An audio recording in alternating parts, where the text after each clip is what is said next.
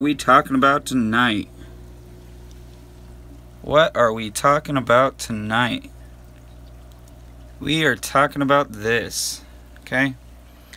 If you're wondering why am I doing a video so late? Why the topic? What is the topic about? What is it to do with? And why is it that I'm specifically choosing this topic? Well, I've never done a topic like this, and I've really never gone into the reasons why I think you should check twice a month on your water. Okay? These are just reasons I think you should check. See, reasons I think you should check twice a month. One being phosphate. A lot of people don't check phosphate. I just recently got the API check kit for phosphate yesterday or 2 days ago. And it's kind of like the new thing that I check for every couple of days. Anyways, this is the first time I've ever checked my tank for phosphates. Well, at least this one anyways. I've never checked it, never had checked it before for phosphates. I always would check it for all this standard stuff over here. GH, you know, pH, KH, etc., etc. Nitrite, etc., etc. You know, my nitrite's a little bit today, just a little bit, not enough to hurt. I mean, it's probably because I was messing with the water all day long and literally took half their stuff, and the only thing in here now is all the babies. And I literally took out the pleco, I took out the adults, I took out the mom, and everybody went up above me. And I checked everybody's water today. Everybody got a water check. So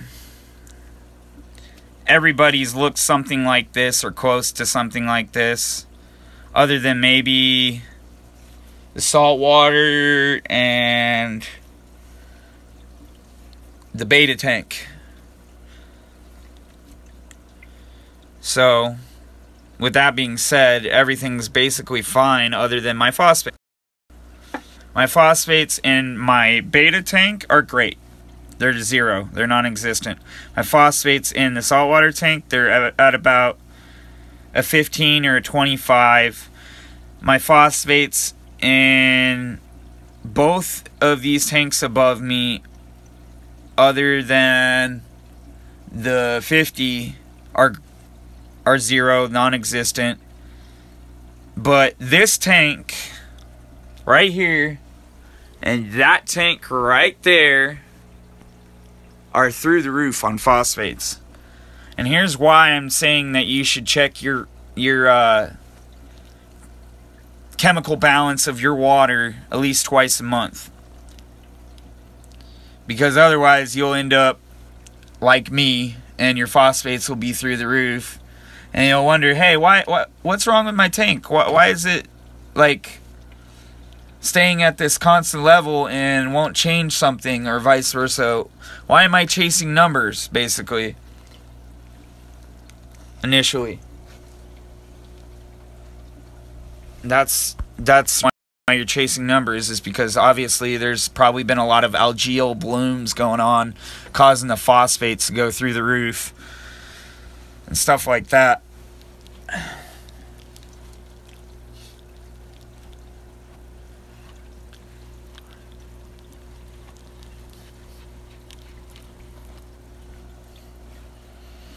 But I'm pretty sure that magnet's probably causing part of that bad connection.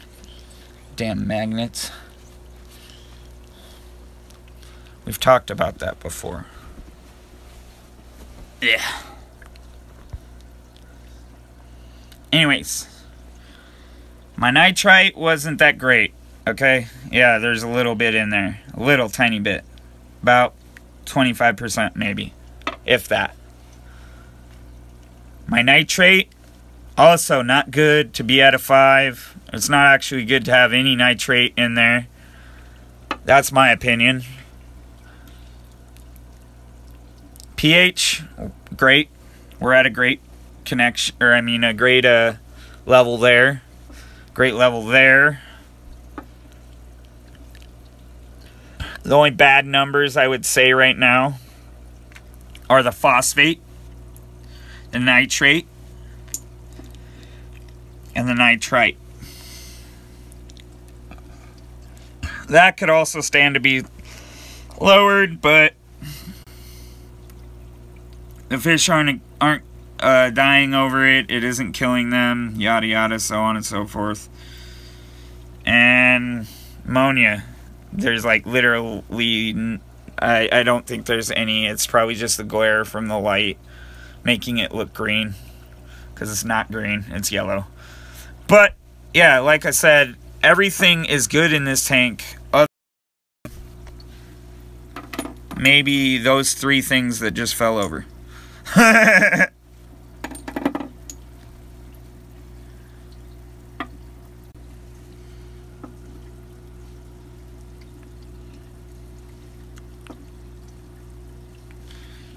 So with that being said, these vials need cleaning. And I may do a small water change in 3 days. I'm going to take a few things back from the tank up top here real quick. So let's give you a view. It's going to say bad connection because of where it's at.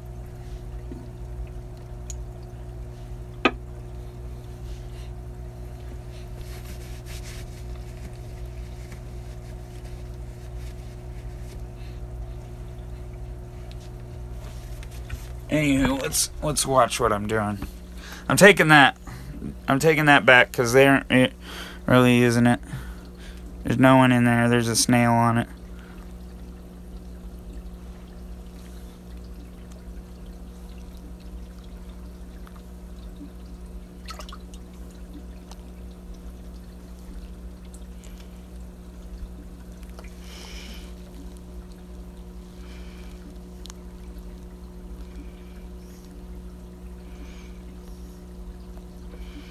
Yeah, just kick them off that.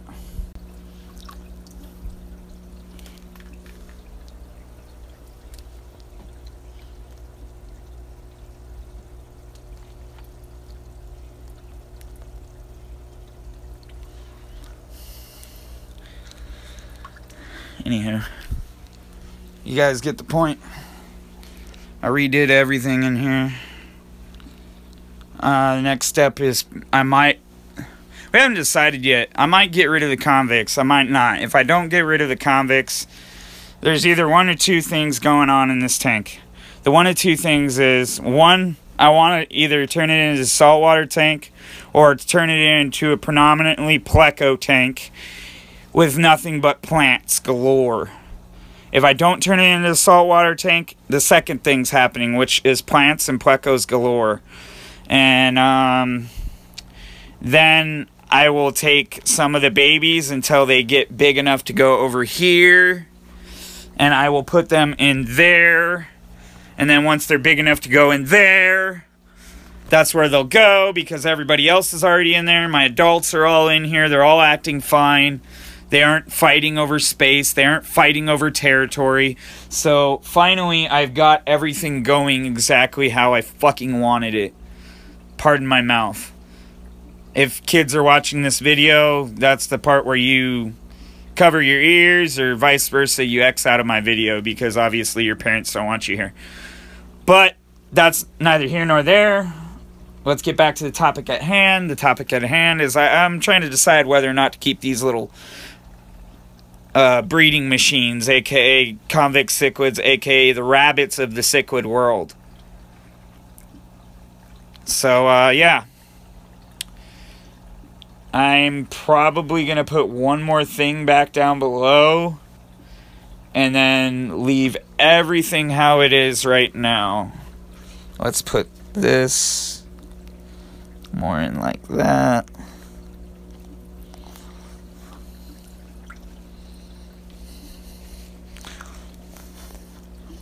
I need another piece of wood is what it's boiling down to.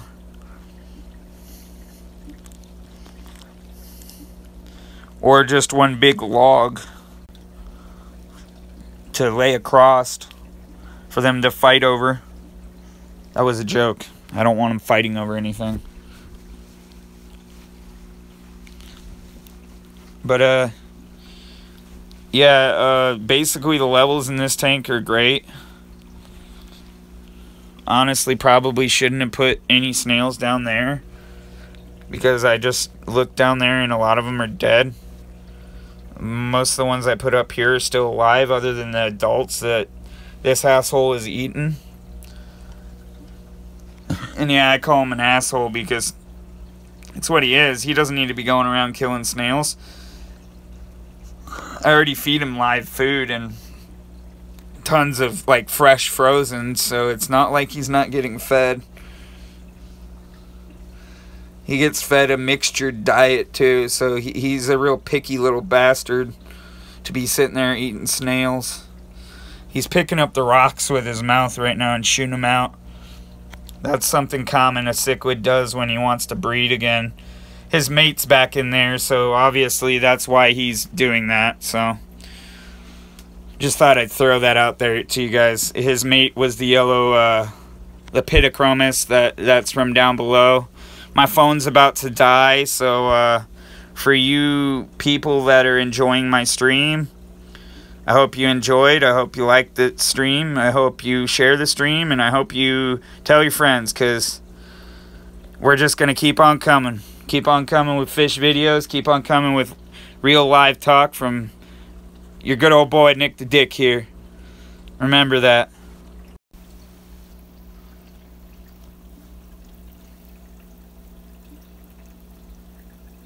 There's the mom. The one that red one just chased out of the corner. He better watch out because she has bigger teeth than he does. Literally, she has teeth. He does not. Not that I've seen anyways. Anywho, with all that being said, I would have liked to get you to view my Pleco, but we test, like I said, I test my tanks and I log them in Google Sheets. So in the future, I'm probably going to share my logs for my test kit. And, you know, give you guys, like, the generalistic idea of what my logs are and how they vary and what that shows in the numbers and yada yada, so on and so forth. I like numbers. I'm weird like that. Anywho, like I said, there's snails galore in this tank. I don't have to worry about the snails dying in this tank for some reason. They must like the calcium, that the overabundance of calcium from these, the live coral and whatnot. So, yeah. With all that being said, I'm Audi 500. I hope you enjoyed this video.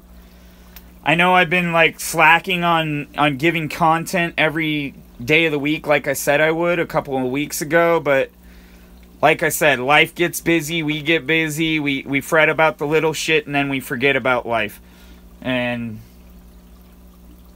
remember, with the faith of a mustard seed, you can move any mountain. And with that being said, all God's men and women say amen, amen. And remember, don't turn them molehills into mountains. Keep the faith and keep strong. You'll always have something more than others, even when it seems like you have nothing. And that's coming from me, somebody who literally struggles with depression on a daily. So, and I don't like to admit that. It's more of anxiety than anything. But honestly, there you go. There's me being real again and again and again and again and again. I even reorganized completely. But yeah, have a great night, guys. God bless you all. Have a great week. And if you don't have a good turkey day, make sure you have a good turkey day on me. God bless. I don't eat meat. So Tofurky it out.